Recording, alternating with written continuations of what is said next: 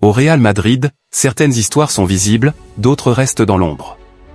Et puis il y a celles qui influencent tout, sans que personne ne s'en rende vraiment compte. Aujourd'hui, nous allons parler d'une relation discrète mais décisive, celle entre Florentino Pérez et Rodrigo Goes. Tout commence bien avant les buts en Ligue des Champions, bien avant les célébrations au Bernabéu.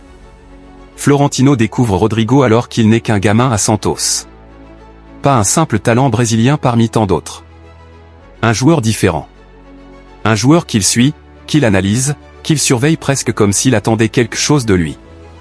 On raconte que le président demandait chaque rapport, chaque statistique, chaque vidéo disponible. Rodrigo n'était pas un dossier. Rodrigo était une obsession. En 2018, Florentino surprend tout le monde, signait un adolescent de 17 ans pour plus de 45 millions d'euros. Une folie pour certains, mais pas pour lui. Un membre du board glisse alors, presque en riant, « Rodrigo, c'est la faiblesse du président. S'il pouvait, il l'aurait signé 2 fois. » Et ce jour-là, Florentino en est certain, il vient d'amener au Real un joueur qui va changer quelque chose. Pas plus tard. Pas un jour.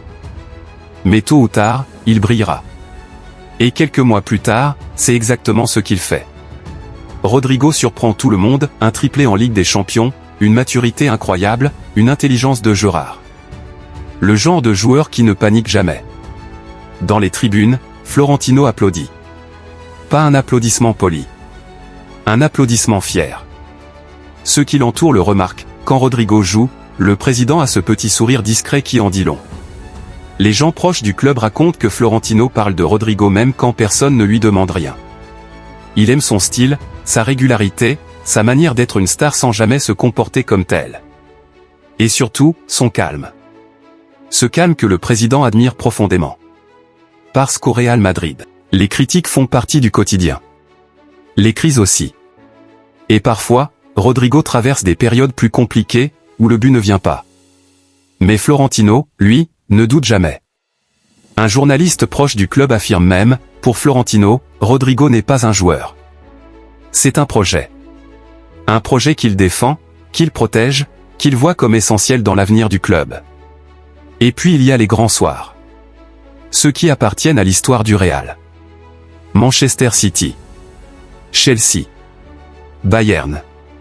Rodrigo devient l'homme des soirées impossibles. Les buts qui réveillent le Bernabéu. Les actions qui changent tout. Ces moments où tout semble perdu, jusqu'à ce que le Brésilien prenne le ballon. Florentino vit ces instants avec une intensité rare. Car Rodrigo n'est pas seulement un joueur qu'il aime. C'est un joueur en qui il croit profondément.